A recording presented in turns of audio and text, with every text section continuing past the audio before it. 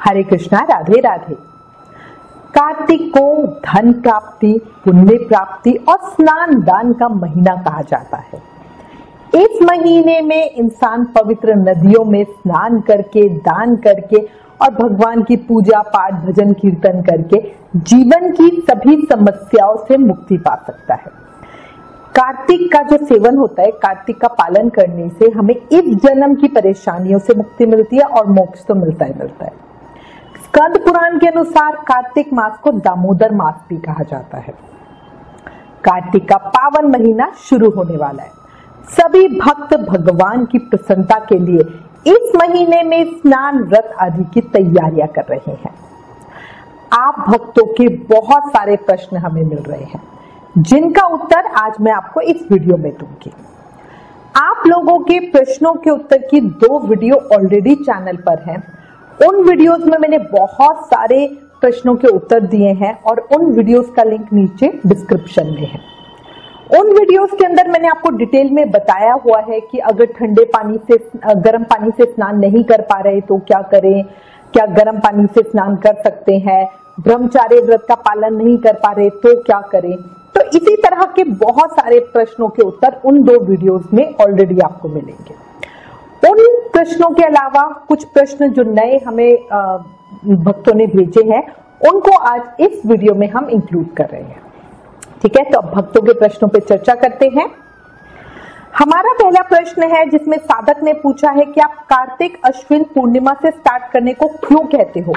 यहाँ मंदिर में कार्तिक स्नान कार्तिक एकम या प्रतिपदा से शुरू होता है। ठीक है, देखो, कार्तिक स्नान हमेशा अश्विन पूर्णिमा से ही शुरू करना चाहिए, क्योंकि कार्तिक पूर्णिमा पर हम अपना जो भी हमने व्रत का नियम, स्नान का नियम लिया होता है, उसका उद्यापन करते हैं। ठीक है, और अपने व्रत को खोल लेते हैं।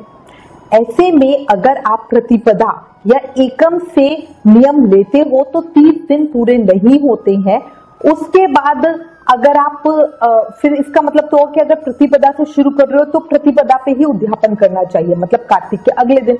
वैसा तो होता नहीं, उद्यापन तो हमें कार्तिक पूर्णिमा पे ही करना होता है ना। इसीलिए अच्छा होता है कि आप अश्विन पूर्णिमा से व्रत शुरू करें। अच्छा, इसका एक और फायदा है, आपको पता ही है पूर्णिमा बहुत महान और फलकारी होती है। कार्तिक स्नान पूर्णिमा से शुरू करने का दूसरा बड़ा फायदा होता है कि पूर्णिमा स्नान और पूजा का फल भी मिलता है और हमारे 2 पूर्णिमा के व्रत भी हो जाते हैं। अब दूसरे प्रश्न में साधक ने पूछा है कि क्या कार्तिक महत्तम तुलसी जी के पास बैठकर ही सुनना चाहिए? तो देखो, तुलसी महारानी विष्णु प्रिया है।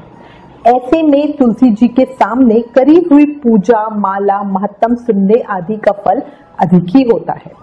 पर ये कंपलसरी वाली बात नहीं है कि भाई जब सुनना है महत्तम तो तुलसी जी के पास ही सुनना है, ऐसा बिल्कुल भी नहीं है। आप चाहो तो घर या मंदिर या पड़ोस के मंदिर जहां पर भी जाओ या जहां आपने पटवारी बना रखे है, वहां बैठ के कार्तिक महत्तम सुन सकते हो, पूजा पाठ कर सकते हो, माला जाप कर सकते हो। अगले प्रश्न में साधक ने पूछा है कि क्या दिन में सो सकते हैं? देखो, शास्त्रों में कार्तिक माह में दिन में सोना निषेध बताया हुआ, पर ये एक विचार का विषय है कि हमें क्या करना चाहिए। क्या होता था, पहले समय में लाइट नहीं थी तो लोग जल्दी उठते थे और जल्दी सो जाते थे, पर आज बदलते समय के साथ ज्यादातर लोग लेट सोते हैं। ठीक है ना, ऐसे में कार्तिक स्नान हमारा है, बाकी घर वालों का तो नहीं है ना, तो हम उनको तो नहीं कह सकते कि भाई मुझे सुबह जल्दी उठना है तो इसलिए आप सो जाओ, है ना। वो तो उसी समय पे, अगर बिजनेसमैन है तो उसी समय पे लेट से आएंगे और लेट से ही खाएंगे और लेट से ही सोएंगे। तो जो कार्तिक स्नान कर रहा है उसके लिए थोड़ा सा मुश्किल हो जाता है। ठीक है ना। ऐसे में क्या होगा कि अगर मान लो वो बहुत ज्यादा लेट सो रहे हैं और सुबह जल्दी उठ रहे हैं और दिन में भी नहीं सो रहे हैं, तो इस तरह तो भी बीमार पड़ जाएंगे। इसलिए हमारे गुरु महाराज कहते हैं, अपनी गृहस्थी और अपने शरीर के हिसाब से स्वयं निर्णय करो कि दिन में सोना है कि नहीं सोना। अगर आप रात को जल्दी सो सकते हो तो दिन में बिल्कुल नहीं सोना, पर अगर घर वालों की वजह से आप रात को लेट सो रहे हो और सुबह स्नान करने के लिए जल्दी उठ रहे हो तो फिर आप दिन में छोटी नींद ले सकते हो। ठीक है। अगले प्रश्न में साधक ने पूछा है कि कभी शादी या कहीं बाहर जाना पड़े तो फिर कार्तिक के नियम कैसे निभाएं। तो देखो, हम गृहस्थी में हैं, हमें परिवार, समाज, जिम्मेदारियां सब निभानी है। ऐसे में पहले तो आप कोशिश करें कि कहीं जाना ही ना पड़े, ठीक है ना, ऐसे कुछ प्रोग्राम बनाएं। पर अगर समझो कभी शादी, रिश्तेदारी या तीर्थ पे जाते हो तो भी अपने नियमों को छोड़ना ले। शुरू में सारी बात सोचते हुए नियम ऐसे ले जो आप बाहर भी निभा सको। आप सोचो अचानक कहीं जाने का प्रोग्राम बनता है, भाई किसी रिश्तेदार के घर में शादी है, कोई फंक्शन आ गया, तो ऐसे में क्या करोगे? अपना नियम मत छोड़ना, जहां हो वहीं उन्हीं हालात में नियम निभाओ। सुबह वैसे ही जल्दी उठो, पूजा करो। अगर जहां गए हो वहां आसपास कोई मंदिर नहीं है तो फिर किसी पीपल के पेड़ के नीचे या तुलसी जी के पास बैठकर भी आप पूजा कर सकते हो, पूजा पाठ कर सकते हो, दीपदान वगैरह कर सकते हो। कार्तिक महत्तम और कार्तिक की कहानियां आप फोन पे सुन लो, है ना। अगर कभी समझो ऐसी स्थिति आई कि आप सुबह के समय उस समय ट्रेन से ट्रैवल कर रहे हो, ठीक है, और नहाने की, पूजा करने की व्यवस्था नहीं बन रही है, तो ऐसे में आप मानसिक रूप से पूजा पाठ कर लो, ज्यादा से ज्यादा नाम जाप कर लो। आप ट्रेन में बैठे बैठे माला तो कर ही सकते हो ना, बट ऐसा मत करना कि सब सो रहे हैं तो चलो भाई हम भी पड़े पड़े सो रहे हैं, ऐसा मत करना। अगले हमारे पास बहुत सारे प्रश्न हमें पीरियड से संबंधित आ रहे हैं, तो अब हम पीरियड्स में कार्तिक स्नान की चर्चा करते हैं। देखो, पूरे महीने का स्नान होता है, ऐसे में पीरियड्स तो आएंगे ही आएंगे, ठीक है ना। तो ध्यान रखो, पीरियड्स में कोई भी डायरेक्ट सेवा पूजा का नियम खुद नहीं निभाना होता। अगर आप तारा भोजन कर रहे हो तो कोई और आपकी जगह पे तारों को अर्घ देगा। पीरियड्स में चंद्रमा, तारे या सूर्य देव आदि को जल अर्पित नहीं किया जाता। शालाग्राम जी की सेवा या दीपदान आदि जो भी कोई आपने नियम ले रखा होगा उसको आपकी जगह पे कोई और निभाएगा। अब समझो घर में कोई भी नहीं है जो आपकी जगह पे ये कर सके, तो आप स्वयं मानसिक रूप से कर लो। आप मन में सोचो कि आप तारों को जल दे रहे हो या सूर्य नारायण को जल दे रहे हो या पूजा कर रहे हो। आप मन में सोचकर दीपदान भी कर सकते हो। मानसिक रूप से हम कोई भी नियम निभा सकते हैं क्योंकि हमारी आत्मा पवित्र है, शरीर ही तो अशुद्ध है ना। पर किसी भी हालात में डायरेक्टली कोई भी सेवा पूजा नहीं करना। याद रखना, पीरियड्स में दीपदान नहीं करते हैं, नदी में स्नान भी नहीं करते हैं, घर में नहाने के पानी में गंगा जल भी नहीं डालते हैं। नॉर्मल जो नल का पानी होता है उससे स्नान करते हैं। रोज सुबह जैसे जल्दी आप ब्रह्म मुहूर्त में उठना वैसे ही है। ऐसा नहीं है कि भाई पीरियड से आप पूजा तो करनी नहीं, चलो सोती रहो, ऐसा मत करना, ठीक है ना। तो अपने समय से उठना, स्नान करना और घर में ही बैठकर मानसिक रूप से पूजा कर लेना, नाम जाप करना, कार्तिक महत्तम और कार्तिक की कहानियां फोन पे सुन लेना। अगले प्रश्न में साधक ने पूछा है अखंड ज्योत का क्या नियम है। देखो, अगर आप किसी मनोकामना से कार्तिक महीने की अखंड ज्योत प्रज्वलित करना चाहते हो तो आप कर सकते हो। ये बहुत बहुत फलदायी होता है, पर याद रखना ये मुश्किल भी बहुत होता है। पूरे महीने की अखंड ज्योत संभालना थोड़ा सा मुश्किल काम भी है। बहुत ज्यादा बड़े साइज की बत्ती कलावे से बनाकर बड़े साइज के दिए में लगाएंगे। दिए में देसी घी या तिल का तेल डालेंगे। रिफाइंड या सरसों के तेल से अखंड ज्योत प्रज्वलित नहीं करते हैं। अखंड ज्योत जगाने के लिए याद रखना, घर खाली नहीं रहना चाहिए, कोई ना कोई घर में होना जरूर चाहिए, ठीक है ना। तो इसीलिए इस हिसाब से आप अपना नियम ले सकते हो। अगला प्रश्न, मेरे घर के पास कोई नदी नहीं है तो कैसे कार्तिक स्नान करूं, क्या पूजा घर में कर लूं। तो देखो, बिल्कुल ऐसी स्थिति में आप घर में ही स्नान कर सकते हो। पूरे कार्तिक के महीने में कोशिश करना आप 1 या 3 बार तो गंगा स्नान या किसी पवित्र नदी में स्नान कर ही लो। रही बात पूजा की, तो वो आप घर पर ही कर सकते हो। अपने सेवित शिव विग्रह की पूजा अर्चना प्रार्थना करो। अगर समझो विग्रह नहीं है तो आपके पास जो भी फोटो है उनकी पूजा प्रार्थना कर सकते हो। कार्तिक की कहानियां फोन पे सुन लो, कार्तिक महत्तम फोन पर सुन लो, भागवत या रामायण का पाठ करो, ज्यादा से ज्यादा नाम जप करो, तुलसी महारानी और सूर्य देव की पूजा अर्चना करो, दीपदान करो। अगला प्रश्न है, सुबह बच्चे स्कूल जाते हैं, फिर मैं कैसे कार्तिक निभाऊं। देखो, ये हमारे साथ भी है, ये सभी के साथ होता है। ऐसे में आप और जल्दी उठो। अगर थोड़ी देर के लिए मंदिर जा सको तो बहुत बढ़िया, वरना घर पर ही पूजा करके फिर बाद में मंदिर हो, है ना, तो कुछ ना कुछ तो एडजस्टमेंट करनी ही पड़ती है। अगले प्रश्न में साधक ने पूछा है कि अगर किसी का दिया बुझ जाए तो जला सकते हैं क्या।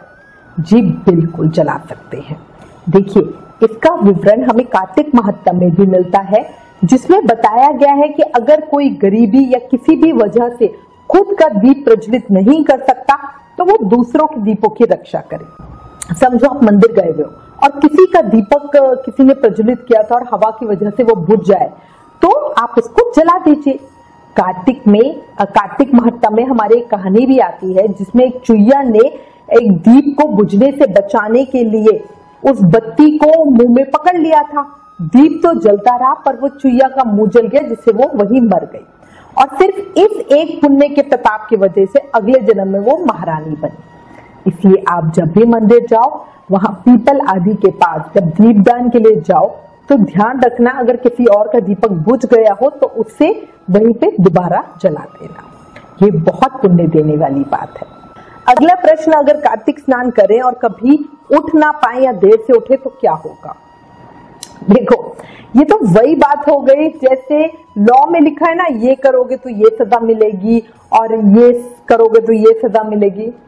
भाई भक्ति में ऐसा नहीं होता है। कार्तिक स्नान शुरू करने से पहले आपके मन का ये जो प्रश्न है ये आपके मन का डर दिखा रहा है और याद रखो जहां डर होता है वहां भक्ति और प्रेम बिल्कुल नहीं होता। इसलिए मन से डर को निकालो। जब प्रेम और समर्पण का भाव होता है तब गलती नहीं होती। ये कार्तिक स्नान हम तन से तप करने के लिए करते हैं, है ना। दूसरी बात, अभी कलयुग है, तन से तप करना बहुत कठिन होता है। इसलिए आप समर्पण भाव के साथ कार्तिक स्नान शुरू करो। कभी गलती हो भी जाए, देर से उठो तो सब काना पर छोड़ दो। ये मत सोचो कि पता नहीं मुझे फल मिलेगा कि नहीं मिलेगा, आज मेरा स्नान छूट गया तो मुझे फल तो मिलेगा नहीं इसलिए अब मैं आगे स्नान करूँ ही ना। ये ऐसी सोच मत रखो। जब हम पहले से सोच कर क्यों रखे भाई, है ना। जब सब काना करवा रहे हैं तो काना पर ही छोड़ दो, ठीक है ना। वो अच्छा करवाएंगे तो बढ़िया, अगर वो छुड़वाएंगे तो उनकी मर्जी। मैं तो रोज रात को काना को ये कहते सोती हूँ, तुम रात के लिए जाओ, मैं सो रही हूँ और जब तुम वापस आओगे तो मुझे जगा देना। अब भाई ये तो काना की जिम्मेदारी होती है कि सुबह मुझे टाइम से जगा दे, है ना। और बिलीव मी, समय से वो मुझे जगा भी देती है, बस विश्वास रखो।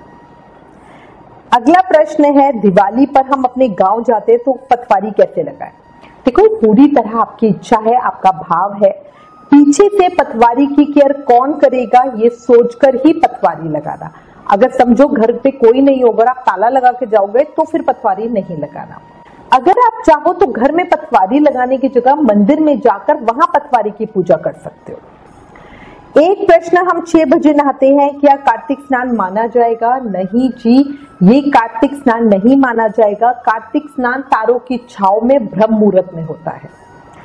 अगला प्रश्न, मेरे हस्बैंड नॉनवेज खाते हैं, प्याज लहसुन खाते हैं, तो क्या मैं कार्तिक स्नान कर सकती हूँ? बिल्कुल कर सकते हो। हम अपने आप को कंट्रोल कर सकते हैं, दुनिया को नहीं। कार्तिक स्नान के लिए जरूरी है कि आप नॉनवेज ना खाएं, आप सात्विक खाना खाएं। आप अपना शुद्ध सात्विक खाना अलग से बनाकर खाओ, ये जरूरी है। याद रखना, जो लोग वैसे नॉन वेज प्याज लहसुन वगैरह खाते हैं उन्हें भी कार्तिक में छोड़ देना चाहिए। चाहे आप कार्तिक स्नान व्रत वगैरह कर रहे हो या नहीं कर रहे हो, कार्तिक में चीजें नहीं खानी चाहिए। अगला प्रश्न है, दीपदान सुबह करना होता है या शाम को? देखो दोनों समय ही करना अच्छा होता है, क्योंकि हम सुबह अर्ली मॉर्निंग में जाते हैं मंदिर में तो वहां पे उस समय दीप प्रज्वलित करते हैं, और शाम को संध्या के समय तो दीपदान का विशेष महत्व बताया हुआ है, ठीक है ना। तो इसीलिए दोनों समय करना अच्छा रहता है। आकाश में दीपदान रात को ही होता है। अगला प्रश्न, कार्तिक व्रत में एक समय भोजन का नियम है, तो भोजन देसी घी का ही खाएं या सरसों के तेल का खाना खा सकते हैं? देखो सरसों का तेल सात्विक नहीं माना जाता, वो तामसिक होता है, इसलिए अच्छा होगा खाना देसी घी, नारियल तेल, ऑलिव ऑयल या मूंगफली के तेल में बनाकर ही खाएं। एक प्रश्न, दीदी लास्ट ईयर मैंने कार्तिक नहाया था, मुझे फीवर चढ़ गया था, फिर मैंने छोड़ दिया, आप बताओ क्या करना चाहिए? देखो ये साधक का भाव और उसकी इच्छा है। ये निर्णय वैसे भी हम हर किसी का अलग अलग होगा, क्योंकि ये निर्णय शरीर के हिसाब से लिया जाता है। पर पर्सनली मैं ये सलाह देती हूँ कि कार्तिक छोड़ो मत। फीवर तेज है तो मानसिक रूप से नहा लो, मन में ही पूजा कर लो, फिर जब ठीक हो जाओ तब शारीरिक रूप से नहाकर फिर पूजा कर लो, है ना। एक चीज समझ लो, चीजों को छोड़ना आसान है, निभाना मुश्किल है, वैसे भी कलयुग के प्रभाव से हम आसानी से कोई अच्छा काम नहीं कर सकते। अच्छा काम करने में प्रॉब्लम्स आती ही आती हैं। अगला प्रश्न, कार्तिक महीने में कार्तिक महात्म और कार्तिक की कहानियां दोनों सुनना जरूरी है क्या? क्या एक नहीं सुन सकते? देखो, कार्तिक महात्म और कार्तिक की कहानियां दोनों का अपना अपना अलग अलग महत्व है।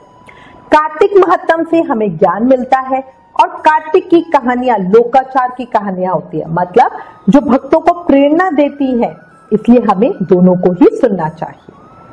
अगला प्रश्न, कार्तिक महीने में तुलसी की पूजा होती है, तो क्या कार्तिक महीने में तुलसी तोड़ी जा सकती है, तुलसी खाई जा सकती है? तो देखो, समझो इस बात को, तुलसी की पूजा तो पूरे साल ही होती है।